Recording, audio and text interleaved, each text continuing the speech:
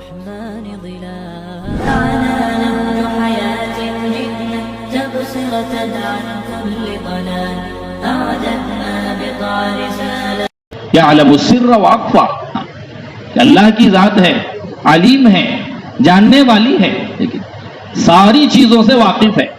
مولانا یوسف صاحب رحمۃ اللہ علیہ فرماتے تھے جو ذات جاننے والی ہے اور ساری چیزوں سے واقف ہے، پھر ہم اس کو چھوڑ کر کے کسی اور کو اپنا مسئلہ کیوں سنائیں گے؟ سمیع ہے، سننے والی ہے اللہ کی ذات، کہ اللہ کو چھوڑ کر کے ہم اپنا مسئلہ کسی اور کے سامنے کیوں پیش کریں؟ علماء نے لکھا ہے اللہ کے نبی صلی اللہ علیہ وسلم کو ملت ابراہیمی کی اتباع کا حکم دیا گیا، واتبع ملت ابراہیم حنیفا، کہ آپ حضرت ابراہیم کی ملت کا اتباع کریں۔ علماء فرماتے ہیں اس کی کیا وجہ ہے؟ فرمایا اس کی وجہ یہ ہے کہ حضرت ابراہیم علیہ السلام وہ توحید حضرت ابراہیم کی ایسی ہے کہ جتنی مشاہدے کی چیزیں تھی اور جتنی شکلیں تھی سب کا انکار کر دیا، یہاں تک کہ اس کائنات کا سب سے بڑی شکل اور سب سے بڑی جو مخلوق ہے جبرائیل امین، اس کا بھی انکار کر دیا۔ مولانا یوسف صاحب دامت برکاتہم سے ہم نے سنا کہ حضرت ابراہیم اس وقت بھی حضرت ابراہیم کے سامنے حضرت جبرائیل نے پیشکش کی، جب گوفن سے ان کو آگ میں ڈالا گیا تو جو درمیان کا فاصلہ تھا اس درمیان میں بھی حضرت جبرائیل نے پیشکش کی کہ اگر کہو تو ابھی آگ بجھا دی جائے۔ فرمایا نہیں، حسب سؤالی علمہ بحالی، کہ میرے اللہ کو میرے حالات کا علم تم سے اور مجھ سے زیادہ ہے اور یہ چیز میرے لیے کافی ہے کہ اللہ ہے، سننے والے ہیں، ساری چیزوں کو جاننے والے ہیں۔ حضرت عائشہ رضی اللہ تعالی عنہا فرمایا کرتی تھی میرے حجرے میں حضرت خولہ بنت زمعہ اپنا معاملہ لے کر کے آئی۔ حضور پاک صلی اللہ علیہ وسلم کے حجرے جو تھے بہت بڑے نہیں تھے، سعید ابن المسیب رحمۃ اللہ علیہ تابعی ہیں، فرماتے تھے میں حضور کے سارے مکانات میں گیا ہوں، دونوں ہاتھ پھیلاتا تھا تو دونوں دیوار سے لگ جاتا تھا اور اوپر ہاتھ کرتا تھا تو چھت سے لگ جاتا۔ امام مالک رحمۃ اللہ علیہ فرماتے تھے میری خواہش تھی کہ مسجد نبوی کے توسیع میں حضور کے یہ حجرے شہید نہ کیے جائیں۔ عمر بن عبدالعزیز رحمۃ اللہ علیہ کا زمانہ تھا، علماء نے لکھا ہے پہلی کدال حجروں کو توڑنے کے لیے جیسے ہی ماری گئی دن میں پورا مدینہ تاریک ہو گیا، بعض راویوں نے کہا کہ تارے تک نظر آنے لگے۔ تو حضرت عائشہ رضی اللہ تعالی عنہا اس تنگ مکان میں ہیں، فرماتی تھی کہ میں سوئی ہوئی ہوتی تھی، اللہ کے نبی صلی اللہ علیہ وسلم نماز تہجد میں آپ کھڑے ہوتے تھے تو آپ کے لیے اتنی جگہ نہیں بچتی تھی کہ آپ اس میں سجدہ کریں، آپ میرے پیر کو دباتے تھے، میں سکڑ لیتی تھی، اس جگہ میں آپ سجدہ کرتے۔ بتانا یہ ہے کہ مکان اتنا مختصر ہے، اس مکان میں ایک عورت اللہ کے نبی صلی اللہ علیہ وسلم سے گفتگو کر رہی ہے۔ حضرت عائشہ فرماتے تھے مجھے اس کی گفتگو سنائی نہیں دی، لیکن حضور پر وحی کے آثار شروع ہوئے اور جب وحی کا سلسلہ ختم ہوا فرمایا خولہ تجھے خوشخبری ہو، اللہ نے تیرے حق میں فیصلہ اتار دیا کہ جس کی بات کو حجرے میں رہنے والے نہیں سن سکے اس کی بات ساتوں آسمانوں پر سن لی گئی۔ یہی حضرت خولہ ہیں، حضرت عمر رضی اللہ تعالیٰ عنہ کے زمانے میں چادر میں لپٹی ہوئی آئی، حضرت عمر مسجد نبوی سے نکل رہے تھے، ان کو روکا، فرمایا عمر تیرے 3 دور میرے سامنے ہیں، تیرا پہلا دور تو وہ ہے جب تیرا باپ خطاب تجھے بکریاں چرانے کے لیے بھیجتا تھا اور واپس آنے پر تجھے ڈانٹتا تھا، تیرا دوسرا دور وہ ہے کہ تیرا نام بھی عمرو ہے اور ابو جہل کا نام بھی عمرو تھا، لوگ ابو جہل کے روب کی وجہ سے تیرا نام نہیں لیتے تھے، اور تیرا تیسرا دور یہ ہے۔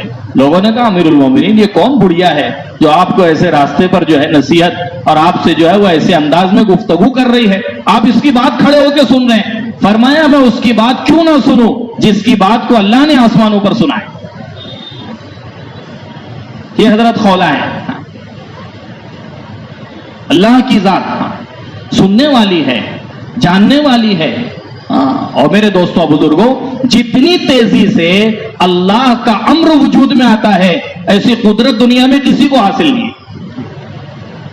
ہاں علماء نے لکھا ہے بنی اسرائیل پر جب یہ فرعونیوں پر عذاب مسلط ہوا فارسلنا علیہم الطوفان والجراد والقمل والضفادع والدم آیات مفصلات، یہ سارے عذاب جو فرعونیوں پر آئے ہیں اس میں ایک عذاب یہ ہے کہ جو پانی وہ پیتے تھے خون بن جاتا تھا.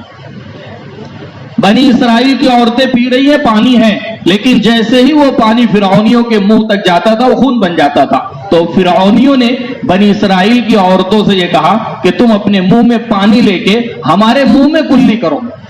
علماء نے لکھا ہے جیسے ہی پانی ان کے منہ سے جدا ہوتا تھا اور فرعونیوں کے منہ میں جانے سے پہلے خون بن جاتا تھا. اتنی تیزی سے اللہ کا امر وجود میں آتا ہے. حضرت خالد بن ولید رضی اللہ تعالی عنہ ایک معرکے میں بیٹھے ہوئے ہیں، مشرکین کا گزر ہوا، ہاتھ میں مٹکی تھی. پوچھا کیا ہے؟ کہ شراب ہے. کہ کیا کرو گے؟ کہ جب فتح ملے گی تو ہم جشن منائیں گے، ناچیں گے، پیئیں گے، جشن منائیں. حضرت خالد نے کہا کہ اے اللہ آپ اس شراب کو ہمارے حق میں سرکہ بنا دیں. حیات الصحابہ میں ہے، اس نے جیسے ہی جا کے اپنے ساتھیوں کے سامنے اس کا ڈھکن کھولا، اس میں سرکے کی بو آ رہی ہے. لوگوں نے کہا ہم نے تجھے شراب کے لیے بھیجا تھا، تو سرکہ لے کر کے آیا ہے. فرمایا محمدی کی دعا قبول ہو گئی. تو میرے دوستوں بزرگوں اور عزیزوں، یہ اللہ کی صفات ہے. اللہ کی صفات میں غور و فکر کا حکم ہے. اللہ کی صفات حضرت سے ہم نے یہ سنا، جتنا اللہ کو کہو گے، جتنا اللہ کو بولو گے، اتنا اللہ کی معیت حاصل ہوگی. اللہ کی معیت، اللہ دیکھ رہے ہیں، اللہ ہمارے ساتھ ہیں. أَلَمْ تَرَ أَنَّ اللَّهَ يَعْلَمُ مَا فِي السَّمَاوَاتِ وَمَا فِي الْأَرْضِ مَا يَكُونُ مِن نَجْوَى ثَلَاثَةٍ إِلَّا هُوَ رَابِعُهُمْ. نجوہ علماء کہتے ہیں نجوہ کس کو کہتے ہیں؟ ہم اردو میں سرگوشی کہتے ہیں، لیکن علماء نے لکھا ہے تم اپنا ہونٹ کسی کے کان پر رکھ کر کے جو گفتگو کر رہے ہو اس کو عربی میں نجوہ کہتے ہیں. اللہ کہہ رہے ہیں ہم اس کو بھی سننے والے ہیں، اس کو بھی اللہ کی ذات سن رہی ہے. کوئی چیز اللہ کے علم سے باہر نہیں ہے. کہ اللہ کی صفات کا تذکرہ ہے، کہ اللہ کی قدرت کا تذکرہ ہے. یہ ہماری مسجد آبادی کے عمل سے اور ہماری اپنی مسجد کی آبادی کے عنوان سے سب سے پہلی بنیاد یہی ہے کہ ہر ایمان والے کو ایمانیات کے حلقوں سے روزانہ کے اعتبار سے جوڑا جائے. اللہ کی قدرت کو بولنا تاکہ اللہ کی معیت حاصل ہو. حضرت عمر رضی اللہ تعالیٰ عنہ کا زمانہ ہے. حضرت سعد کو حضرت عمر، معاذ ابن جبل کو حضرت عمر نے ملک شام میں زکوٰۃ وصول کرنے والا بنا کر کے بھیجا. حضرت معاذ گئے، واپس آئے تو اہلیہ نے کہا کہ ملک شام کا علاقہ تو بڑا زرخیز ہے، وہاں کا کپڑا بڑا پتلا اور قیمتی ہوتا ہے، تم ہمارے واسطے لائے نہیں؟ فرمایا کیسے لاتا؟ امیر المومنین نے میرے ساتھ ایک نگراں مقرر کر دیا. بیوی نے اپنے خاندان کی عورتوں میں کہنا شروع کیا کہ میرا شوہر حضور کے زمانے میں امین تھا، ابو بکر صدیق کے زمانے میں امین تھا، عمر کے زمانے میں وہ امین نہیں رہا. یہ بات ہے عمر تک پہنچی. ہے عمر نے بلایا معاذ ابن جبل کو. فرمایا تمہاری بیوی کیا کہہ رہی ہے؟ فرمایا اللہ امیر المومنین میں نے تم پر کون سا نگراں مقرر کیا؟ عمر نے پوچھا میں نے تم پر کون سا نگراں مقرر کیا؟ فرمایا امیر المومنین آپ نے اللہ کی ذات کو مجھ پر مقرر کیا. وہ نگراں ہے، دیکھنے والا ہے. علماء نے لکھا ہے اگر کوئی شخص گناہ میں مبتلا ہے اور پردے کی طرف، دروازے کی طرف اس کی نگاہ چلی گئی کہ پردہ ہل تو نہیں رہا، دروازہ کھل تو نہیں رہا ہے، علماء فرماتے ہیں جس گناہ میں مبتلا ہے اس سے بڑا گناہ اس نظر کا اس سبب کی طرف جانا ہے کہ تم نے اللہ کی ذات کو ہلکا سمجھا مخلوق کے مقابلے میں، تم نے اللہ کی ذات کو ہلکا سمجھا.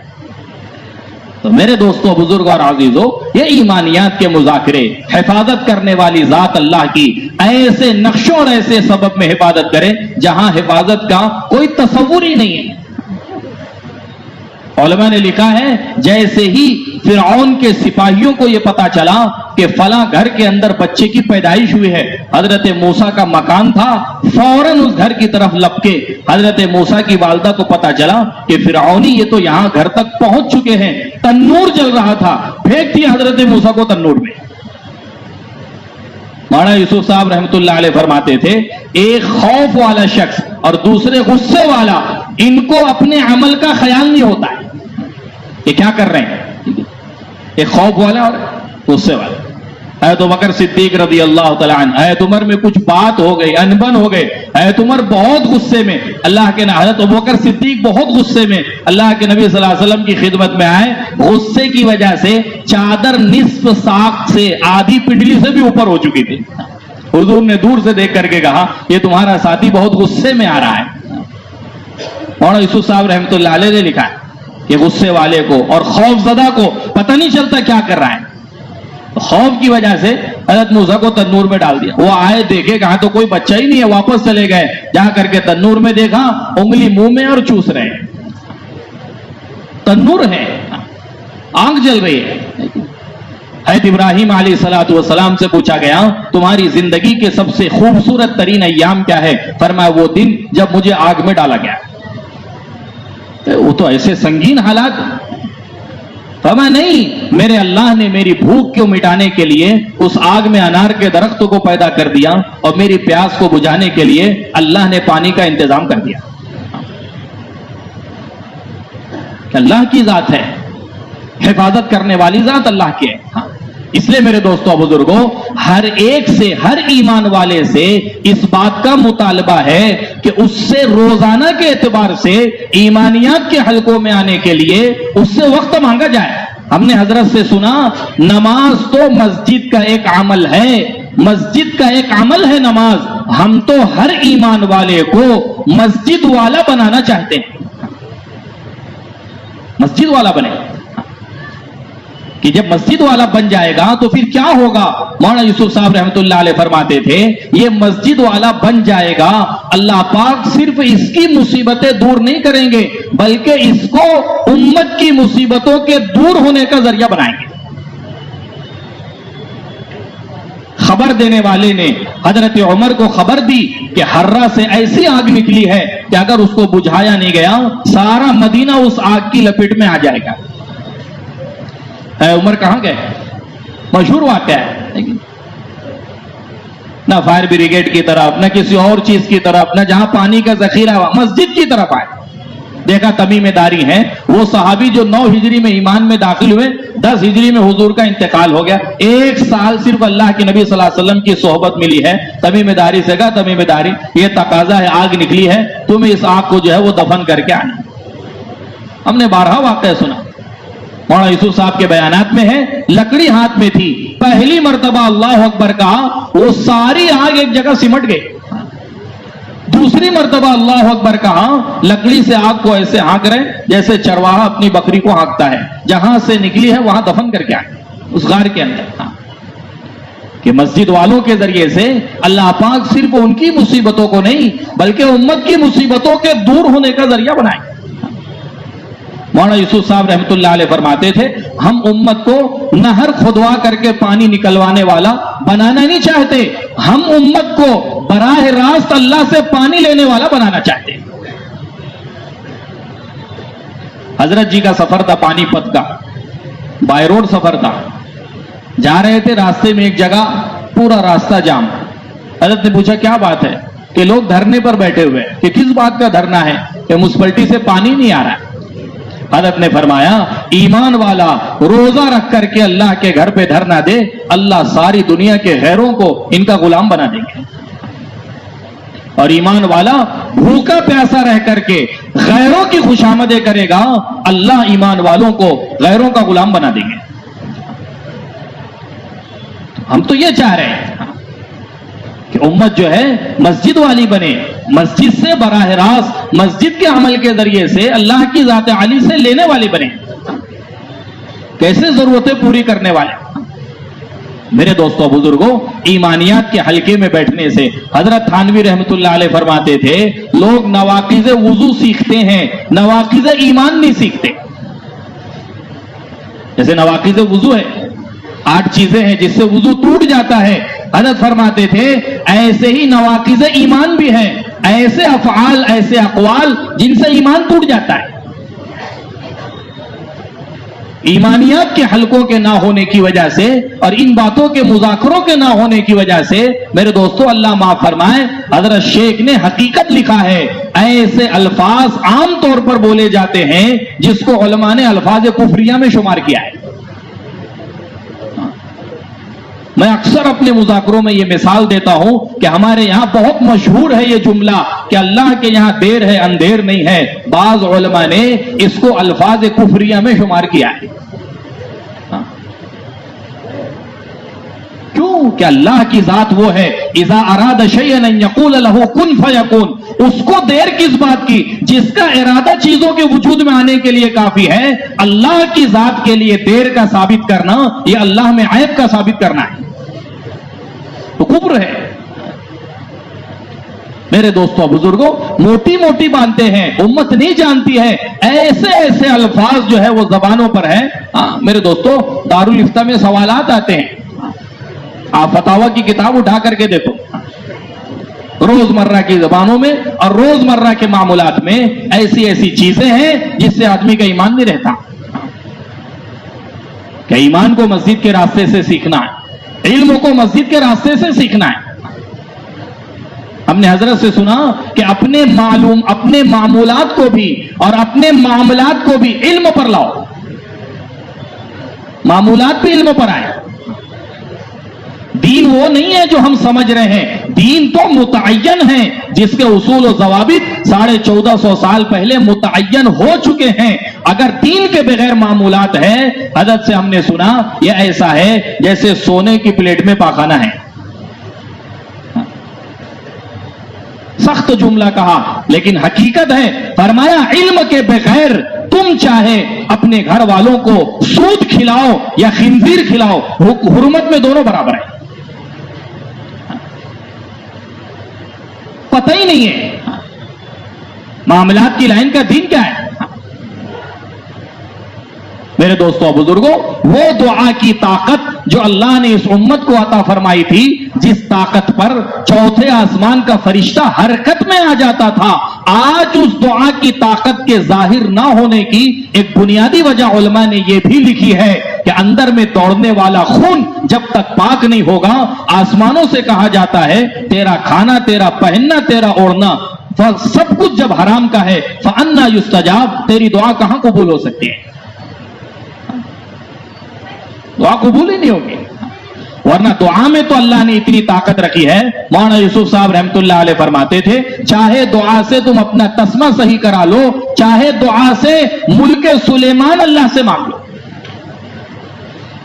اتنی بڑی حکومت دعا کے ذریعے حضرت سلیمان نے لی. رب هب لی ملکا لا ينبغی لأحد من بعدی, کہ اللہ ایسی بادشاہت آپ مجھے دے جو میرے بعد کسی کو نہ ملے. علماء نے لکھا ہے مدینہ منورہ میں ایک مرتبہ ایک جن نے اللہ کے نبی صلی اللہ علیہ وسلم کو پریشان کیا. حضور نے مسجد نبوی کے ستون سے اس کو باندھ دیا. آپ نے چاہا کہ یہ جن رات بھر بندہ رہے تاکہ صبح میں لوگ اس کو دیکھ لیں. پھر تھوڑی دیر بعد آپ کو خیال آیا کہ میرے بھائی سلیمان نے اللہ سے دعا کی تھی, اے اللہ ایسی حکومت بعد میں کسی کو نہ ملے. فرمایا اس دعا کے خیال آنے پر میں نے اس کو چھوڑ دیا. جناتوں پر بھی حکومت تھی, دعا کے ذریعے سے اللہ سے مانگے.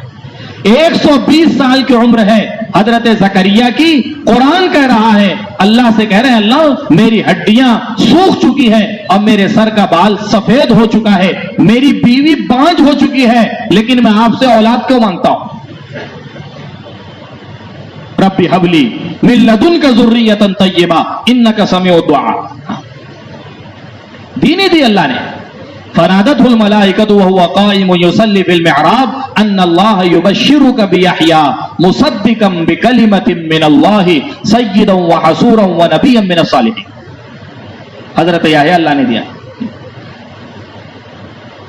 دعا کے ذریعے سے. دعا کی طاقت سے اللہ کے نبی صلی اللہ علیہ وسلم نے حضرت عمر کو اللہ سے مانگ کر کے لیا ہے. اتنی طاقت اللہ نے دعا میں رکھی کہ دعائیں قبول کیوں نہیں ہو رہی ہے؟ علماء نے من جملہ اسباب کے ایک بنیادی سبب یہ بھی لکھا ہے، آدمی کھا کیا رہا ہے؟ حضرت عمر رضی اللہ تعالیٰ عنہ نے اپنے زمانے میں حضرت عمیر کو حمص کا گورنر مقرر کیا، 1 سال ہو گیا، کوئی کارگزاری، کوئی خط وہاں سے نہیں آیا۔ حضرت عمر نے خط لکھوایا مدینہ سے، اما عمیر کیا بات ہے، 1 سال کا عرصہ گزر گیا، کوئی کارگزاری، کوئی خبر ہی نہیں ہے، یہ خط ملتے ہی تم فوراً مدینہ آؤ۔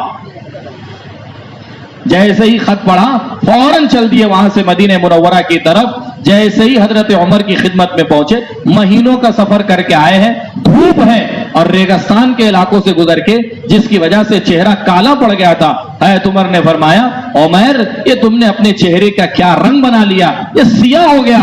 فرمایا، امیر المومنین میرا چہرہ سیاہ ہے لیکن اندر میں دوڑنے والا خون پاک ہے، میرا چہرہ سیاہ ہے لیکن اندر میں دوڑنے والا خون پاک ہے۔ میرے دوستوں بزرگوں، فرمائیے مسجد کے راستے سے یہ علم کے حلقے، یہ میرے دوستوں بزرگوں اپنے معاملات کو علم پر لاؤ، یہ مستقل تقاضا ہے، مطالبہ ہے۔ ورنہ آپ دیکھ لو، عام ہے بازاروں میں میرے دوستوں بزرگوں کتنی شکلیں ہیں، آدھے سے زیادہ شہر بلا مبالغہ ہمارا اپنا اس چیز میں ملوث ہے۔ سودا کرتے ہیں، بھائی 10 دن ادھار پر آپ دے دو، 10 دن میں پیسہ نہیں دیا، 15 دن ہو گیا، خود سے کہتے ہیں، بولے جانے دو نا، جو اوپر کا ہے لے لینا۔ دوستو یہ تو حرام ہے۔ اللہ کے نبی صلی اللہ علیہ وسلم کی حدیث ہے، قرب قیامت میں سود اتنا عام ہو جائے گا کہ اگر ہر گھر تک سود نہ پہنچے تو اس کے دھوئیں سے کوئی گھر محفوظ نہیں رہے گا۔ میرے دوستوں بزرگوں، یہ معاملہ امام احمد ابن حنبل رحمۃ اللہ علیہ کے زمانے میں امام احمد ابن حنبل کو ایسا کوڑا مارا جاتا تھا، ابن کثیر رحمۃ اللہ علیہ نے لکھا ہے اس جگہ کا گوشت کالا پڑ جاتا تھا۔ ایسی تکلیفوں کے بعد شام میں ان کے صاحبزادے عبداللہ کھانا لے کر کے آتے تھے، فرماتے تھے ابا جان کچھ کھانا تو کھا لو۔ فرمانے لگے نہیں، تو مامون الرشید کے یہاں قاضی ہے، تیری تنخواہ بادشاہ وقت کے یہاں سے آتی ہے، میری نظر میں خزانے کا مال مشکوک ہے، میں مر جاؤں گا، تیرا نوالا نہیں کھاؤں گا۔ بلکہ لکھا ہے کتابوں میں، ایک مرتبہ امام احمد ابن حنبل کے گھر پر آٹا گوندا گیا، اس آٹے میں خمیر کے لیے ضرورت تھی، خمیر آٹے کی، تو حضرت عبداللہ صاحبزادے کے گھر سے کسی نے لا کے شامل کر دیا۔ امام احمد ابن حنبل رحمۃ اللہ علیہ کو محسوس ہو گیا، کہتے ہیں نا اتقوا فراست المؤمن فإنه ينظر بنور اللہ، مومن کی فراست سے بچو۔ فرمایا اس آٹے میں کچھ ملایا گیا ہے، حضرت اس آٹے میں خمیر کے لیے ہم نے آپ کے صاحبزادے کے آٹے میں سے کچھ ملا لیا ہے۔ فرمایا تم کھاؤ، میں نہیں کھاؤں گا۔ گھر والے بھی نہیں کھا رہے، حضرت کیا کریں، مسکین کو دے دے، کہاں دے دو، لیکن بتا کر کے دینا کہ اس میں اس شخص کا آٹا ملا ہے جو بادشاہ وقت کا ملازم ہے۔ میرے دوستوں بزرگوں، وہ زمانہ ایسا تھا، مستحق بھی، مسکین اور غریب بھی اس آٹے کو لینے کے لیے تیار نہیں ہوگا۔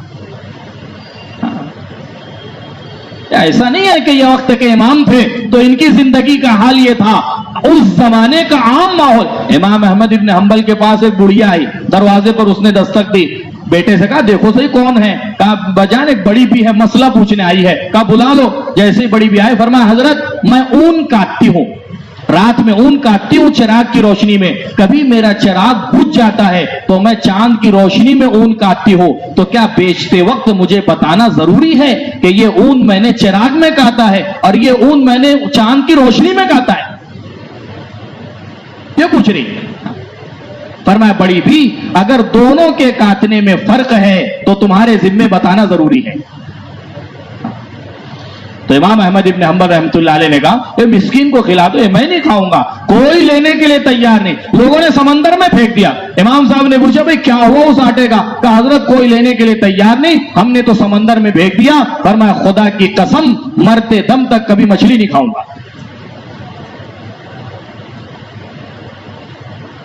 کیا پتا اس مچھلی کے پیٹ میں اس آٹے کا کوئی حصہ پہنچ گیا ہو اور وہ مچھلی میرے پیٹ میں پہنچ جائے۔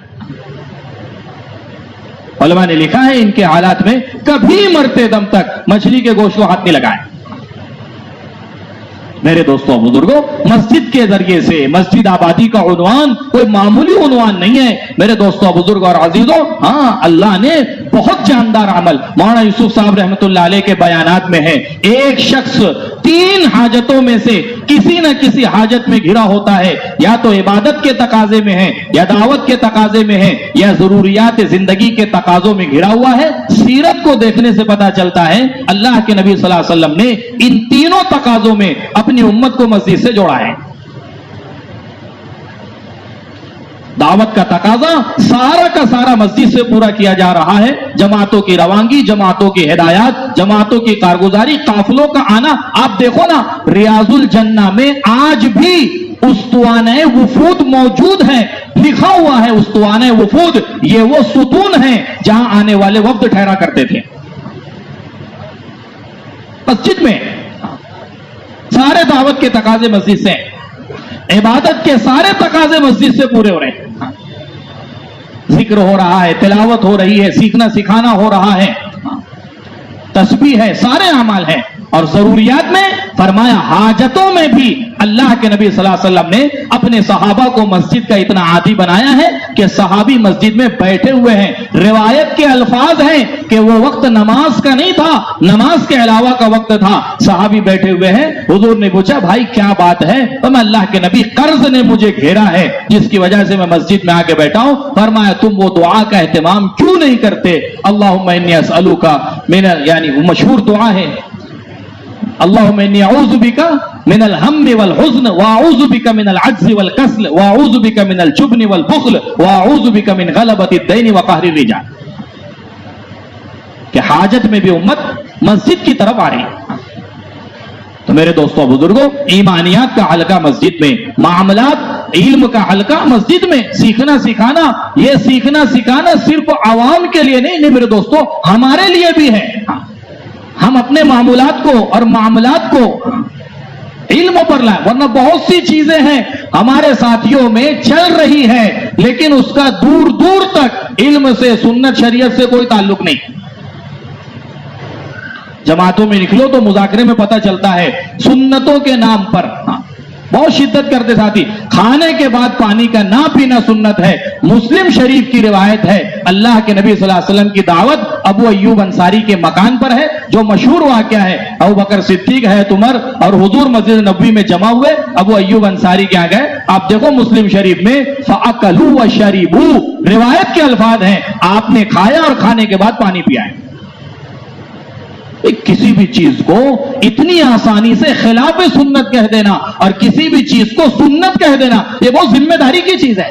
حضرت عبداللہ ابن مسعود رضی اللہ تعالیٰ عنہ ساری زندگی حدیث بیان کرتے تھے. فرماتے تھے اللہ کے نبی نے یا تو ایسا کہا، یا اس سے کچھ کم کہا، یا اس سے کچھ زیادہ، یا اس سے ملتا جلتا کہا. اتنی احتیاط کرتے تھے. کیوں؟ اس لیے کہ اللہ کے نبی صلی اللہ علیہ وسلم کا فرمان ہے من کذب علی متعمدا فلیتبوأ مقعدہ من النار، کہ جو میری طرف کسی جھوٹ بات کی نسبت کرے وہ اپنا ٹھکانہ جہنم میں بنا لے.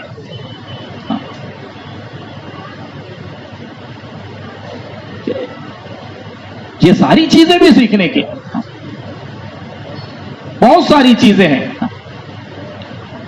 وضو کے بعد اپنی انگلیوں کا آسمان کی طرف اٹھانا، علماء فرماتے ہیں زیادہ سے زیادہ یہ عمل مستحب ہے، مسنون نہیں ہے، سنت نہیں ہے. فقہ کی کتابوں میں ملے گا، احادیث میں نہیں ملے گا. ہاں آسمان کی طرف دیکھنا ملتا ہے لیکن انگلیوں کا اشارہ یہ فقہ کی کتابوں میں ہے.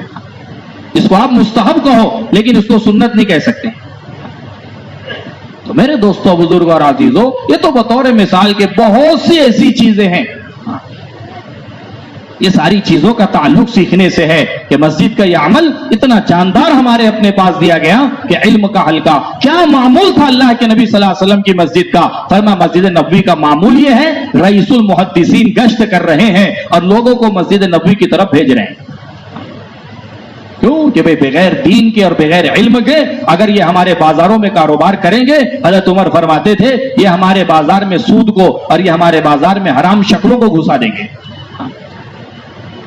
اس اس لیے میرے دوستوں بزرگوں ایک ایک کو اپنے عمل کے اندر شریک کرنا، ایک ایک ساتھی کی فکر کرنا، ایک ایک فرد کو میرے دوستوں بزرگوں چاہے کوئی کتنا ہی غیر گزرا. مولانا یوسف صاحب رحمۃ اللہ علیہ کے بیانات میں ہے اللہ کے نبی صلی اللہ علیہ وسلم معاصی سے نفرت کرتے تھے، عاصی سے نفرت نہیں کرتے تھے. معاصی سے نفرت ہو، عاصی سے نہ ہو. ہجرت کا سفر جو خود انتہائی دشوار گزار سفر، علماء نے لکھا ہے اللہ کے نبی صلی اللہ علیہ وسلم اور حضرت ابوبکر صدیق حالات کی سنگینی کی وجہ سے دونوں نے بغیر چپل کے سفر ہجرت شروع کیا کہ قدموں کے نشانات پتہ نہ چلے، چپل کی آواز پتہ نہ چلے. کہ سفر ہجرت ایسے شروع کیا ہے. حضرت عائشہ رضی اللہ تعالیٰ عنہ فرماتی تھی چونکہ آپ علیہ السلام کی عادت بغیر چپل کے چلنے کی نہیں تھی، اس لیے پتھریلی زمین ہونے کی وجہ سے آپ کے پیر میں سے خون ٹپک رہا تھا. ایسے موقع پر جب آپ کے سامنے دو راستہ پیش کیا گیا کہ اللہ کے نبی مدینہ پہنچنے کے یہ دو راستے ہیں، یہ راستہ تھوڑا سا لمبا ہے لیکن مامون ہے، محفوظ ہے، یہ راستہ مختصر ہے لیکن یہ غیر محفوظ ہے. کیوں کہ اس پہ ڈاکو رہتے ہیں. میرے دوستوں بزرگوں اللہ کے نبی صلی اللہ علیہ وسلم نے ڈاکوؤں والے راستے کو اختیار کیا. اس واقعے پر مولانا یوسف صاحب رحمۃ اللہ علیہ فرماتے تھے اللہ کے نبی صلی اللہ علیہ وسلم معاصی سے نفرت کرتے تھے، عاصی سے نفرت نہیں کرتے.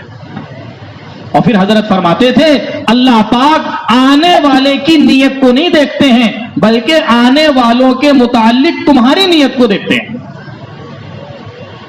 آنے والا کس نیت سے آ رہا ہے اللہ کے یہاں یہ نہیں دیکھا جاتا، آنے والے کے بارے میں تمہارے دل کا جذبہ کیا ہے، تمہاری نیت کیا ہے، اللہ اسے دیکھتے ہیں. عمیر ابن وہب آئے اللہ کے نبی صلی اللہ علیہ وسلم کی خدمت میں، مسجد نبوی سے باہر ہی اپنی سواری بٹھائی، حضرت عمر نے دیکھ لیا. مولانا یوسف صاحب رحمۃ اللہ علیہ فرماتے تھے حضرت عمر کا تفقد آنکھوں سے ہوتا تھا، آنکھیں دیکھ کر کے کہنے لگے یہ مکہ کے شیطانوں میں سے ایک شیطان آ گیا ہے. فوراً اللہ کے نبی صلی اللہ علیہ وسلم کی خدمت میں گئے. حضور پاک صلی اللہ علیہ وسلم نے قریب کیا حضرت عمیر کو، قریب کیا. فرمایا کس لیے آئے ہو؟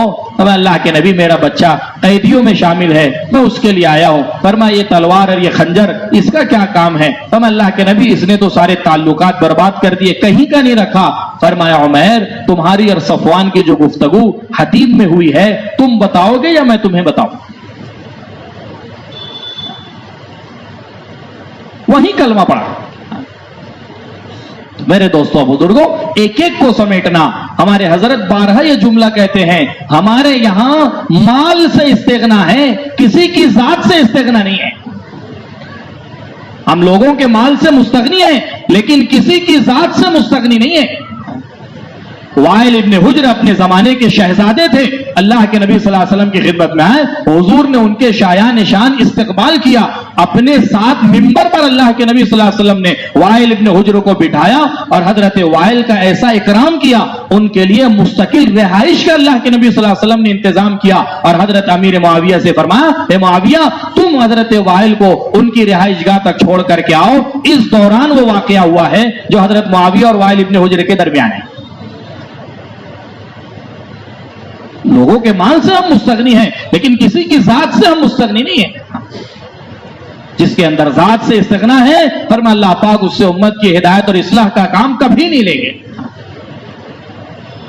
مولانا یوسف صاحب رحمۃ اللہ علیہ فرماتے تھے سب سے بڑا لشکر جو سیرت میں ملتا ہے اس کی تعداد 30,000 ہے. تبوک کا لشکر، اتنے بڑے لشکر میں ایک صحابی کی غیر حاضری پر اللہ کے نبی صلی اللہ علیہ وسلم صحابہ سے پوچھ رہے ہیں کعب بن مالک نظر نہیں آ رہے ہیں.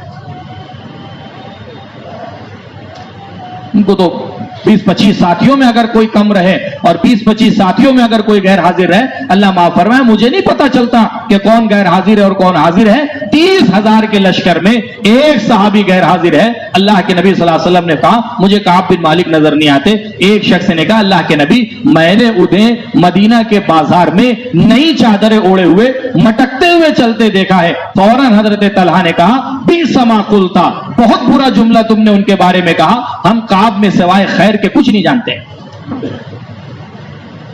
اپنے ساتھیوں کے بارے میں کوئی کہے تو ہم اس کو ہاں میں ہاں نہیں ملائیں گے، ہم اس کے بات کی تائید نہیں کریں گے، حضرت عمر رضی اللہ تعالیٰ عنہ حضرت عبداللہ ابن مسعود کے نئے مکان پر تشریف لے گئے. مکان کو اندر سے دیکھا, فرمایا اچھا یہ عبداللہ کا مکان ہے. ایک صاحب نے کہا امیر المومنین کیا ارادہ ہے, اس کو توڑوا دیا جائے؟ فرمایا پتھر اٹھا کے تیرا سر پھوڑ دوں گا اگر تو نے آئندہ یہ جملہ استعمال کیا. ایک ایک فرد کی میرے دوستوں بزرگوں حضرت عمر کی خاص صفت تھی.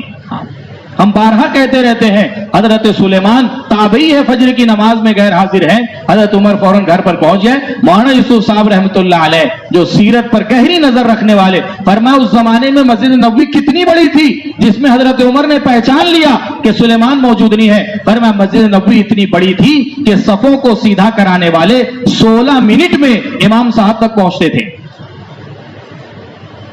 اس مسجد میں ایک مصلی غیر حاضر ہے. حضرت عمر رضی اللہ تعالیٰ عنہ فوراً گھر پر پہنچ گئے. والدہ سے کہا نظر نہیں آئے. فرمایا کہ رات بھر نوافل میں مشغول تھا, آنکھ لگ گئی جس کی وجہ سے نہیں آ سکتا. تو میرے دوستوں بزرگوں ایک ایک کو جوڑنا, ایک ایک کا اکرام کرنا, اکرام کے راستے سے. حضرت اکرمہ فرماتے تھے میری آمد پر اللہ کے نبی صلی اللہ علیہ وسلم نے 2 طریقے سے میرا استقبال کیا. ساری زندگی حضور کا وہ برتاؤ مجھے یاد رہا. فرمایا جیسے ہی مجھ پر اللہ کے نبی صلی اللہ علیہ وسلم کی نظر پڑی, حضور نے مسکرایا نہیں بلکہ فرمایا مستقل مسکرا ہی رہے تھے, مستقل مسکرا رہے تھے. اور فرمایا میرے آنے سے پہلے آپ نے صحابہ سے کہا لا تسبوا اباہو, تم اس کے باپ کو برا بھلا مت کہنا, ابو جہل کو گالیاں مت دینا, اس لیے کہ یہ باتیں مردے تک نہیں پہنچے گی لیکن زندے کو اس سے تکلیف پہنچے گی. فرمایا دوسری بات یہ ہے میں نے اللہ کے نبی صلی اللہ علیہ وسلم نے کھلے چہرے سے مجھے سلام کیا, خندہ پیشانی کے ذریعے سے. میرے دوستوں بزرگوں اپنے چہرے کے تاثر سے بھی اللہ کے نبی صلی اللہ علیہ وسلم نے کبھی لبید ابن عصم کو یہ ظاہر نہیں ہونے دیا کہ تو نے اتنا سخت سحر مجھ پر کیا ہے, اللہ نے مجھے تیرا نام بتا دیا ہے. معمولی جادو نہیں تھا. علماء نے لکھا ہے جس کنویں کے اندر لبید ابن عصم نے اس کنگھی کو جس میں حضور کے بال مبارک تھے اس کو گرہیں مار کر 10 گرہیں ماری, 10 گرہیں اس میں لگائی تھی, جس کنویں کے اندر وہ کنگھی دفن کی گئی تھی اس کنویں کا پانی ایسا ہو گیا تھا جیسے مہندی کو دھویا جائے تو پانی کا رنگ مہندی والا ہو جاتا ہے. فرمایا اس کنویں کے آس پاس کے درختوں کی شکلیں ایسی ہو گئی تھی جیسے شیاطین کی اور جیسے شیطانوں کی شکلیں ہوتی ہیں. اتنا سخت جادو. اللہ کے نبی صلی اللہ علیہ وسلم پر حضرت جبرائیل معوذتین لے کر کے آئے, قل اعوذ برب الفلق, ایک آیت پڑھی, ایک گرہ اللہ نے کھول دی, ساری گرہیں کھل گئی. علماء نے لکھا ہے اتنی جاندار صورتیں ہیں معوذتین, جب یہ نازل ہوئی سارے مدینہ کو جناتوں نے اور شیاطین نے خالی کر دیا. اب مدینہ میں ہمارے لیے رہنے کی کوئی گنجائش نہیں ہے. ایک ایک آیت جبرائیل امین پڑھتے جاتے تھے, گرہیں کھلتی جاتی تھی. حضرت عائشہ رضی اللہ تعالی عنہا نے فرمایا اللہ کے نبی اب تو آپ کا علاج ہو گیا, اب تو بتا دیجئے یہ سحر کس نے کیا؟ فرمایا عائشہ جب میرا کام ہو گیا میں امت کو کیوں فتنے میں مبتلا کروں. اور اس سے آگے علماء نے لکھا ہے پوری زندگی اللہ کے نبی صلی اللہ علیہ وسلم لبید ابن عصم سے اتنی خندہ پیشانی سے ملتے رہے ہیں, اپنے چہرے کے تاثر سے بھی کبھی آپ نے ظاہر نہیں ہونے دیا کہ مجھے اللہ نے بتا دیا ہے کہ تم نے سحر کیا ہے. اس لیے میرے دوستوں بزرگ اور عزیزوں یہ ساری چیزیں ہیں اپنے ایک ایک ساتھی کو اپنے عمل میں جوڑنے کی بہت قیمتی ہے. اور میرے دوستوں بزرگوں اسی کے ساتھ ساتھ مقامی محنت کے ساتھ ساتھ ہمارے اپنے محنت کے اندر محنت کا جو قوام ہے وہ اللہ کے راستے کا خروج ہے. ہم نے حضرت سے یہ سنا صحابہ میں 2 ہی چیزیں فخر کی تھی. صحابہ 2 چیزوں پر فخر کرتے تھے, ایک اللہ والا علم اور دوسرے اللہ کے راستے کی محنت. ملک مال صحابہ کے نزدیک فخر کی چیز نہیں تھی, اللہ والا علم ہے اور اللہ کے راستے کی محنت. اوس اور خزرج یہ مدینہ کے 2 بڑے قبیلے ہیں, یہ دونوں ایک وقت آمنے سامنے بیٹھے ہیں. قبیلہ خزرج والے کہنے لگے ہمارے خاندان میں ایک ایسا شخص ہے جو اس امت کا سب سے بڑا قاری ہے, ابی بن کعب. اور اور فرمایا ہمارے خاندان میں ایک ایسا شخص ہے جس نے سب سے پہلے قرآن حفظ کیا ہے، زید ابن ثابت. اور فرمایا ہمارے قبیلے میں ایک ایسا شخص ہے جو اس امت کا سب سے بڑا عالم ہے، معاذ ابن جبل. یہ خزرج والوں نے کہا. اوس والوں نے کہا اچھا. فرمایا ہمارے قبیلے میں ایک ایسا شخص ہے جس کی وفات پر اللہ کا عرش ہل گیا تھا، سعد ابن معاذ رضی اللہ تعالی. آدھی رات کو حضرت جبرائیل امین اللہ کے نبی صلی اللہ علیہ وسلم کی خدمت میں آئے. فرمایا اللہ کے نبی آپ کے ساتھیوں میں کس کا انتقال ہوا ہے؟ فرمایا کیوں، کیا ہوا؟ فرمایا ان کی روح کے استقبال میں اللہ کا عرش جھوم رہا ہے. فوراً حضور پاک صلی اللہ علیہ وسلم حضرت سعد کی طرف متوجہ ہوئے. ان کی چارپائی مسجد نبوی میں رکھی ہوئی تھی. حضور نے جیسے ہی ان کی چادر ان کے چہرے سے ہٹائی، ان کی روح پرواز کر چکی تھی.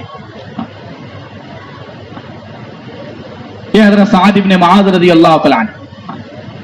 علماء نے لکھا ہے جب ان کے غسل کا وقت آیا اور ان کے غسل کا موقع آیا، اللہ کے نبی صلی اللہ علیہ وسلم تیزی سے بھاگ رہے تھے. صحابہ کہتے ہیں حضور کے پیچھے بھاگنے کی وجہ سے ہمارے پیر سے چپل نکل جا رہے تھے. اور پوچھا اللہ کے نبی آپ اتنی جلدی کیوں کر رہے ہیں؟ فرمایا مجھے اس بات کا خطرہ ہے کہیں حنظلہ کی طرح ہمارے پہنچنے سے پہلے فرشتے سعد کو غسل نہ دے دیں. منافقین نے یہ بات اڑائی کہ سعد نے اپنی قوم کے خلاف فیصلہ کیا، اس لیے سعد کا بھاری بھرکم جسم جنازے کے اندر ہلکا ہو گیا. حضور نے فرمایا نہیں، بات یہ نہیں ہے، بلکہ بات یہ ہے اللہ کے فرشتوں نے سعد ابن معاذ کو اپنے کاندھے پر اٹھایا ہے. یہ سعد ابن معاذ رضی اللہ تعالیٰ عنہ. حضرت ابو سعید خدری رضی اللہ تعالیٰ عنہ فرماتے تھے ہم لوگ جنت البقیع میں حضرت سعد کی قبر کو کھود رہے تھے اور مشک سے زیادہ تیز خوشبو ان کی قبر مبارک سے آ رہی تھی. تو غوث نے کہا ہمارے قبیلے میں، ہمارے خاندان میں ایسا شخص ہے جس کے مرنے پر اللہ کا عرش جھوم اٹھا تھا. اور فرمایا اتنا ہی نہیں، ہمارے خاندان میں ایک ایسا شخص ہے جس کو فرشتوں نے غسل دیا ہے، حضرت حنظلہ رضی اللہ تعالیٰ.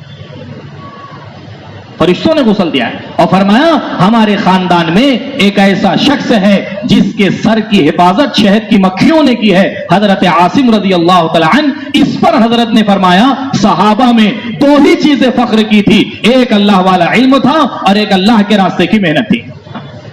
اس کو فخر کی چیز سمجھتے تھے کہ میری اولاد اللہ کے دین کی نسبت پر قربان ہو جائے. اس کو فخر کی چیز سمجھتے تھے کہ ہمارا گھرانہ اللہ کے دین کی نسبت پر قربان ہو جائے. میرے دوستو بزرگوں، دکھانے کا معاملہ نہیں تھا، سر پر سہرے کے باندھنے کے نہیں، بلکہ اتنا چھپاتے تھے، اتنا ڈرتے تھے میرے دوستو بزرگوں کہ اللہ کے نبی تین مرتبہ پوچھ رہے ہیں چراغ کس نے بجھایا تھا، چراغ کس نے بجھایا تھا. صحابی نے ڈرتے ہوئے کہا، فرمایا اللہ کے نبی میری اہلیہ نے. فرمایا کہ جب تمہاری بیوی چراغ بجھا رہی تھی اللہ عرش پر مسکرا رہے تھے. میرے دوستو بزرگوں، اللہ کے راستے کی قربانیاں، اللہ کے راستے کی نقل و حرکت. مولانا یوسف صاحب رحمۃ اللہ علیہ فرماتے تھے بعض مواقع اور بعض تقاضے ایسے ہوتے ہیں انسان اس کو سرسری سمجھتا ہے، لیکن وہ تقاضے اتنے اہم ہوتے ہیں کہ اللہ اپنی رضا کا اور وہ انعام عطا فرماتے ہیں جس کا بندہ کبھی تصور نہیں کر سکتا ہے. اور پھر مثال دی سیرت سے خالد ابن سفیان کے بارے میں اللہ کے نبی صلی اللہ علیہ وسلم نے مسجد نبوی میں اعلان کیا کہ کون ہے جو خالد ابن سفیان کو جا کر کے روکے، وہ عرب کے لوگوں کو ہمارے خلاف ایک مقام پر جمع کر رہا ہے. حضرت عبداللہ ابن انیس صحابی کھڑے ہوئے، فرمایا اللہ کے نبی میں اس کے لیے تیار ہوں، لیکن کہا اللہ کے نبی میں خالد کو جانتا ہی نہیں ہوں، میں کیسے پہچانوں گا؟ حضور نے فرمایا فلاں مقام پر ہے، اس کی علامت یہ ہے کہ جیسے ہی تم اس کو دیکھو گے تمہارے بدن پر کپ کپی طاری ہو جائے گی. صحابی وہاں گئے، جیسے ہی اس پر نظر پڑی بدن پر کپ کپی طاری ہو گئی، سمجھ گئے کہ ہاں یہی خالد ہے. اس سے بات چیت کی، گفتگو کی. راستہ چلتے چلتے جب وہ اپنے ساتھیوں سے تھوڑا دور ہوا فوراً اس کا کام تمام کر دیا. اللہ کے نبی صلی اللہ علیہ وسلم کی خدمت میں واپس آئے. حضور نے دور سے دیکھ کر کے فرمایا یہ کامیاب شخص کا چہرہ معلوم ہوتا ہے. اللہ کے نبی صلی اللہ علیہ وسلم نے اپنے پاس سے ایک لکڑی ان کو دی، فرمایا عبداللہ یہ اپنے پاس رکھنا۔ باہر آئے، صحابہ سے ملاقات ہوئی، فرمایا اللہ کے نبی نے کیا دیا؟ کہا یہ لکڑی دی۔ فرمایا اللہ کے بندے پوچھنا تو تھا یہ لکڑی کیوں دی؟ پھر گئے، فرمایا اللہ کے نبی آپ نے لکڑی مجھے کیوں دی؟ فرمایا عبداللہ یہ قیامت میں تیرے میرے درمیان علامت ہوگا جس سے میں تجھے اللہ کے یہاں پہچان لوں گا۔ علماء نے لکھا ہے بہت کم لوگ ایسے ہوں گے جن کے پاس علامتیں ہوگی، اس میں یہ صحابی ہے جن کے بارے میں اللہ کے نبی صلی اللہ علیہ وسلم نے فرمایا کہ عبداللہ یہ تیرے پاس علامت ہے جس سے میں آخرت میں تجھے اللہ کے یہاں پہچان لوں گا۔ اس لیے میرے دوستوں، بزرگ اور عزیزوں، ترتیب کے ساتھ نکلنا، ترتیب بنا کر کے میرے دوستوں فائدے سے خالی ہے، اس سے انکار نہیں ہے، لیکن جو اللہ کی طرف سے وعدے اور جو اللہ کی طرف سے امت کے حق میں فیصلے اور جو اللہ کی مددیں نقد قدم کے اٹھانے پر ہے میرے دوستوں بزرگوں، ترتیب پر وہ بات نہیں ہے۔ مولانا یوسف صاحب رحمۃ اللہ علیہ کے بیانات میں ہے ساری فرعونی طاقت کا خاتمہ اللہ نے جس بنیاد پر کیا ہے، کیا چیز اس کی بنیاد بنی ہے؟ اتنی بڑی طاقت، 6 لاکھ کی فوج فرعون کی، معمولی تعداد نہیں ہے، سارے ہتھیار، سارے اسلحے اور سارے جو ہے میرے دوستوں بزرگوں دنیا کی ترقیات اس زمانے کے اعتبار سے ان کے پاس موجود ہے، اس کے باوجود اللہ نے غرق کر کے اس کی خدائی اور اس کی سلطنت کا خاتمہ کیا ہے۔ مولانا یوسف صاحب رحمۃ اللہ علیہ فرماتے تھے اس کی بنیاد صرف اور صرف حضرت موسیٰ کا وہ قدم ہے جو انہوں نے نقد اللہ کے امر پر اٹھایا تھا۔ بیوی کو لے کر کے جا رہے ہیں، آگ کے تقاضا ہوا گرمی سے بچاؤ کے لیے اور روشنی کے لیے، اور وہاں اللہ کی طرف سے امر آیا اذهب الى فرعون انه طغى، یہیں سے تمہیں فرعون کے پاس جانا ہے، وہ سرکش ہو چکا ہے۔ علماء نے لکھا ہے انبیاء بشر ہیں، دل کے اندر خیال آیا جنگل بیابان ہے، بیوی ہے، حمل سے ہے، کوئی دوسرا نہیں ہے، کیا ہوگا کیسے ہوگا؟ اللہ جو دلوں کے خیالات اور بھید کو جاننے والے ہیں، فرمایا موسیٰ جو تمہارے سامنے پتھر ہے اس پر لکڑی مارو۔ لکڑی ماری، پتھر پھٹا، اس میں سے پتھر نکلا، اس پر لکڑی مارنے کا حکم، جب وہ پھٹا اس میں سے تیسرا پتھر، اور جب وہ تیسرا پھٹا چھوٹا سا کیڑا ہے، اس کے منہ میں ایک سبز پتا ہے۔ اللہ نے کہا موسیٰ جب اس پتھر میں ہم اس کیڑے کو نہیں بھولے ہیں تو جنگل میں ہم تمہاری بیوی کو کیسے بھول جائیں گے؟ میرے دوستوں بزرگ اور عزیزوں، پھر جب قدم اٹھایا حضرت موسیٰ علیہ السلام نے، فرمایا اللہ نے اس کو فرعونیت کے خاتمے کا ذریعہ بنایا ہے۔ ساری غیبی مددیں اور نصرتیں جو بدر میں صحابہ کے ساتھ ہوئی ہے، ہر موقع پر صحابہ کے ساتھ اللہ کی غیبی مددیں اور نصرتیں رہی ہیں، لیکن مولانا یوسف صاحب فرماتے تھے جتنی بڑی مدد بدر کے اندر صحابہ کے ساتھ ہوئی ہے اتنی بڑی مدد سیرت میں کوئی اور موقع پر نہیں ملتی۔ فرماتے تھے اس کی وجہ کیا ہے؟ فرمایا اس کی وجہ یہی ہے صحابہ نے جو ظاہر کے خلاف نقد تشکیلوں پر اپنا قدم اٹھایا تھا، اللہ نے یہ مدد ان کے سامنے دکھائی تھی۔ اس لیے میرے دوستوں بزرگوں مسائل کس کے پیچھے نہیں ہے، مسائل ہیں ہر ایک کے ساتھ، حالات ہیں۔ ہاں اللہ تعالیٰ، مولانا یوسف صاحب رحمۃ اللہ علیہ فرماتے تھے اللہ تمہارے احوال کی بھی اور تمہارے اجسام کی بھی ایسی حفاظت کریں گے کہ تم تصور بھی نہیں کر سکتے۔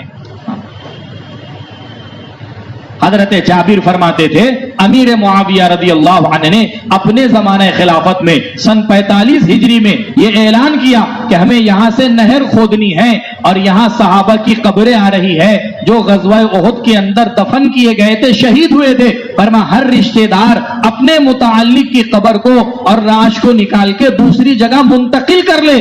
حضرت جابر فرماتے تھے ہم نے اپنے والد حضرت عبداللہ کی قبر جیسے ہی کھولی، جو شہادت کے وقت ان کا ہاتھ سینے پر تھا اس وقت بھی وہ ہاتھ ویسے ہی رکھا ہوا تھا۔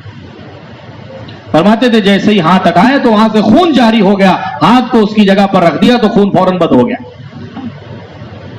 اجسام کی اللہ نے حفاظت کی۔ اور حالات حضرت جابر فرماتے تھے میرے والد عبداللہ اتنا قرض چھوڑ کر کے گئے تھے کہ اگر ساری زندگی ایک دانہ میں اپنے گھر پر نہیں لاتا میرے باپ کا قرضہ ادا نہیں ہوتا۔ اللہ کے نبی صلی اللہ علیہ وسلم نے مجھ سے فرمایا کہ جابر کیوں غم کرتے ہو اور کیوں پریشان ہوتے ہو، جو دن جو تاریخ قرض کے دینے کی ہے اس موقع پر مجھے بلا لینا۔ فرمایا کہ حضرت جابر پہنچ گئے اللہ کے نبی صلی اللہ علیہ وسلم کی خدمت میں، اب اللہ کے نبی قرض خواہ آ گئے ہیں اور کھجوریں رکھی ہوئی ہے، اب آپ فرمائیں کیا کرنا ہے؟ اللہ کے نبی نے فرمایا کوئی ہاتھ نہیں لگائے گا، آپ نے اپنے ہاتھوں سے کھجوریں اور قرض خواہوں کو دی. حضرت جابر فرماتے تھے میں حیران تھا, سارے قرضے ادا ہونے کے بعد میں دیکھ رہا تھا کھجوریں پہلے زیادہ تھی یا اب زیادہ ہو گئی. سارا قرضہ اللہ نے اپنی قدرت سے, میرے دوستوں بزرگوں, اللہ پر اعتماد تو ہو, اللہ پر یقین تو ہو. میرے دوستوں بزرگ, علماء نے لکھا ہے حضرت یعقوب علیہ السلام ایک حال سے گزر رہے تھے, حضرت یوسف کی جدائی. اتنے میں خبر ملی کہ بنیامین جو دوسرا بیٹا ہے اس کو بھی چوری کے جرم میں گرفتار کر لیا گیا. اس موقع پر حضرت یعقوب کی زبان سے جملہ نکلا, عسى الله ان ياتيني بهم جميعا, مجھے اللہ کی ذات سے امید ہے اللہ مجھے میری اولادوں کے ساتھ جمع کرے گا. مفسرین نے اس آیت کی تفسیر میں لکھا ہے حضرت اسرائیل اسی وقت حضرت یعقوب کے پاس آئے, فرمایا کہ حضرت یعقوب سے دو باتیں کہیں. فرمایا حضرت ہم نے حضرت یوسف کی روح قبض نہیں کی ہے, وہ موجود ہیں. اور دوسرا جملہ یہ کہا کہ جس یقین کے ساتھ تم نے کہا تھا کہ اللہ مجھے میری اولادوں کے ساتھ جمع کرے گا, اگر تمہارا بیٹا چلا بھی گیا ہوتا, فوت ہو گیا ہوتا, تو اللہ کی طرف سے یہ حکم تھا کہ ان کو دوبارہ زندہ کر کے تم سے ملوایا جائے. میرے دوستوں بزرگ اور عزیزوں, فرمایا اللہ کی مددوں کے لیے, اللہ کی مددوں کا, میرے دوستوں بزرگوں, مولانا یوسف الیاس صاحب رحمۃ اللہ علیہ کا مشہور جملہ ہے کہ جس کو شک ہے اللہ کی مدد آئے گی یا نہیں آئے گی, یہ تو میرے دوستوں اس کے ایمان کا قصور ہے. اللہ پر وعدہ, اللہ پر یقین کہاں رہا. اس لیے میرے عزیزوں بزرگوں, ابھی جو زون کے اجتماعات کا موقع آ رہا ہے, لقد جمع ابھی تک ترتیب نہیں بنی ہو, اب ارادہ کر لیں, اب ارادہ کر لیں. میرے عزیز و بزرگوں, ہم نے نظام الدین میں سنا جب دوسرے سال میں جا رہے تھے بیرون کی روانگی میں, فرمایا کہ ہم تو ایک مرتبہ چارمہ لگا کے ہم اپنے آپ کو سمجھتے ہیں کہ بس کافی ہے, وہاں تو شہید ہو جانے کے بعد بھی اس کو کافی نہیں سمجھتے تھے. حضرت عبداللہ کو اللہ نے اپنے سامنے کھڑا کے فرمایا, عبداللہ تم نے جو احد میں اپنی جان کو ہمارے نام پر قربان کیا ہے, کہ کوئی خواہش و تمنا ہو تو بتاؤ. فرمایا اللہ میری خواہش یہ ہے کہ جو شہادت مجھے احد میں ملی ہے اس کا موقع دوبارہ مجھے دیا جائے. عبداللہ ابن حذافہ رو رہے ہیں. بادشاہ کہہ رہا ہے کیوں رو رہا ہے, میں تو پہلے ہی کہہ رہا تھا میری بات مان لو, یہ حکومت یہ پیسے یہ سب تمہارے. فرمایا تیری غلط فہمی ہے, میں اس وجہ سے رو رہا ہوں کہ میری جان چلی جائے گی, اس وجہ سے رو رہا ہوں کہ ایک جان ہے تھوڑی دیر میں ختم ہو جائے گی, کاش جتنے بدن میں بال اتنی جانیں ہوتی, ہم سب اللہ کے دین کی نسبت پر لگا دیے ہوتے. یہ تو ایک مرتبہ وقت لگانے کا مسئلہ نہیں تھا, ایک مرتبہ صرف کورس پورا کرنے کا مسئلہ نہیں تھا, جان کے لگا دینے کو بھی صحابہ اپنے لیے ناکافی سمجھتے تھے. میرے دوستوں بزرگوں, کیوں؟ اس لیے کہ اللہ کے نبی صلی اللہ علیہ وسلم کی صحبت میں رہ کے حضور والا غم, حضور والی فکر, حضور والا درد, کیسی فکر ہے. علماء فرماتے ہیں جو ظالمین کے حق میں دعا اللہ کے نبی کی عرفہ کے میدان میں قبول نہیں ہوئی, حضور نے چھوڑ نہیں دیا, مزدلفہ میں اللہ سے قبول کروا کے رہے ہیں کہ اللہ آپ اس بات پر قادر ہیں مظلوم کو اپنی طرف سے بدلہ دے دے اور ظالم کو معاف فرما دے. علماء فرماتے ہیں یہ دعا عرفہ کے میدان میں قبول نہیں ہوئی, لیکن مزدلفہ میں اللہ نے قبول کر لی. شیطان اس موقع پر جتنا مایوس ہوا ہے, پوری زندگی اتنی مایوسی نہیں ہوئی کہ حضور نے اپنے امت کے ظالمین کی بھی اللہ سے مغفرت کروا لی ہے. میرے دوستوں بزرگوں, یہ صحابہ کا جذبہ ہے. قادسیہ کو فتح کیا صحابہ نے, قادسیہ فتح ہوا, انطاکیہ فتح ہوا. صحابہ سے وہاں کے لوگوں نے کہا کہ دیکھو ہمارے لوگوں کو تو ہم تمہارے حوالے کرتے ہیں, لیکن تم ان پر زبردستی مت کرنا, اسلام پیش کرنا, جو قبول کر لے وہ تمہارے ساتھ ہے, ہمیں کوئی اشکال اعتراض نہیں, لیکن جو قبول نہ کرے تم اس پر زبردستی نہیں کر سکتے ہو. حیات الصحابہ میں ہے, ایک ایک شخص کو لایا جاتا تھا, اسلام قبول کیا, پیش کیا جاتا تھا. جیسے ہی وہ شخص کلمہ شہادت کہتا تھا, صحابہ اتنی زور سے اللہ اکبر کہتے تھے, اتنی خوشی انطاکیہ کے فتح ہونے پر نہیں ہوتی تھی جتنی ایک شخص کے ایمان لانے پر ہوتی تھی. اور کہا کہ اگر کوئی شخص بات قبول نہیں کرتا تھا اور کہتا تھا مجھے اپنے پرانے دین پر رہنا ہے, صحابہ اتنا مایوس اور اتنا افسوس کرتے تھے, کہتے تھے کہ گویا ہمارے درمیان سے ہمارا کوئی ایک ساتھی چلا گیا ہو.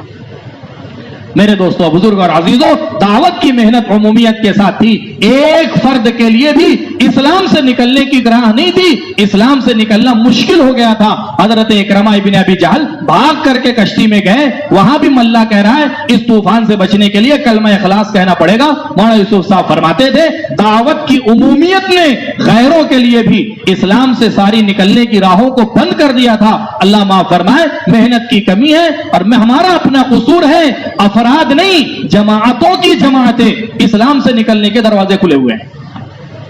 کتنی کارگزاریاں ہیں اس ممبر سے، کبھی ملکوں کی کارگزاری سنائی جاتی تھی، افریقہ کی سنائی جاتی تھی، امریکہ کی سنائی جاتی تھی، لیکن کیا کہیں ہمارے اطراف میں، ہمارے شہر میں، ہمارے علاقوں میں، ہمارے صوبے میں اب وہ کارگزاریاں آپ کو مل جائے گی جو کارگزاریاں ملکوں کی سنائی جاتی تھی۔ میرے دوستوں بزرگوں، امت کا ارتداد سے نکلنا، امت کے دین کی حفاظت، امت کے دین کی، میرے دوستوں دین پر استقامت اللہ نے جو نقل حرکت کے اندر رکھی ہے، اللہ نے محنت اپنی قدرت سے عطا فرمائی ہے۔ اس لیے میرے عزیزوں بزرگوں، ہر ایک سے مطالبہ ہے، بار بار کے اعتبار سے مطالبہ ہے، اور ہر ایک سے اس بات کا تقاضا ہے اپنے آپ کو قربانی کے اعتبار سے آگے بڑھانے کے لیے اپنے آپ کو قبول کروانا ہے۔ لے جانے والی ذات اللہ کی ہے۔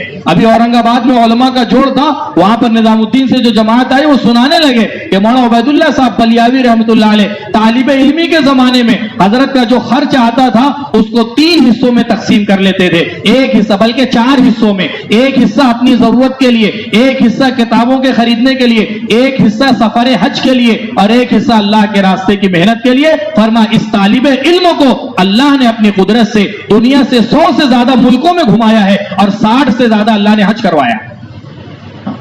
میرے دوستوں بزرگوں، نبی ہم نظام الدین میں تھے، ایک صاحب کہنے لگے کہ یہاں کے مقیمین میں سے ایک صاحب کے والد صاحب نے اپنے صاحبزادے سے کہا کہ بیٹا یہ ملک کا، یہ دنیا کا نقشہ ہے، اس ملک پر ہاتھ رکھو اور اللہ سے مانگو، اے اللہ میں نہیں جا سکتا، تو اپنی قدرت سے مجھے لے جا۔ کہنے لگے الحمدللہ 160 ملک ہو چکے ہیں جہاں اللہ نے اپنی قدرت سے پہنچا دیا۔ میرے دوستوں بزرگ اور عزیزوں، اللہ کے دین کی نسبت پر بیرون کا تقاضا ہے، علماء سے دوسرے سال کا تقاضا ہے، تیسرے سال کا تقاضا ہے، اور ہمارے ساتھیوں سے 5 ماہ بیرون کے تقاضے ہیں۔ ہر زون کے اجتماع سے بیرون کی جماعتوں کا بھی مطالبہ ہے، اس لیے اب ہمت ارادے کر کے بتائیں علماء کرام دوسرے سال کے لیے، تیسرے سال کے لیے، پہلے سال کے لیے، اور ہمارے ساتھی 5 مہینے بیرون کے لیے ہمت ارادے کر کے بتائیں، اپنے ناموں کا اظہار کریں، بولے بھی بتائیں۔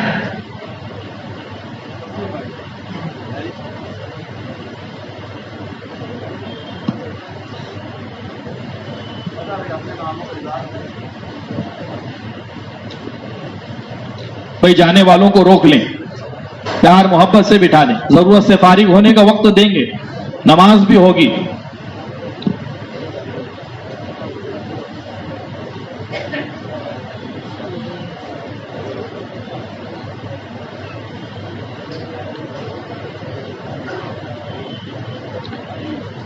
ماشاءاللہ، اللہ بے انتہا قبول فرمائے، اللہ آسان فرمائے۔ اور بتائیں، قاری توفیل صاحب، مولانا کلیم صاحب، ڈاکٹر شمیم صاحب، جمیل بھائی، راشد، ماشاءاللہ مجاہد بھی تیار ہے، عمر یوسف،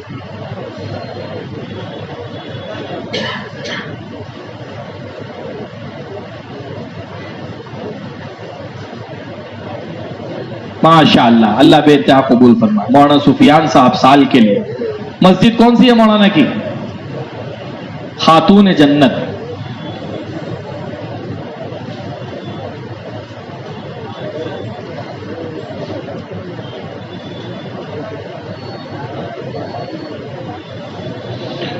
پتہ ہے بھائی، بولیں۔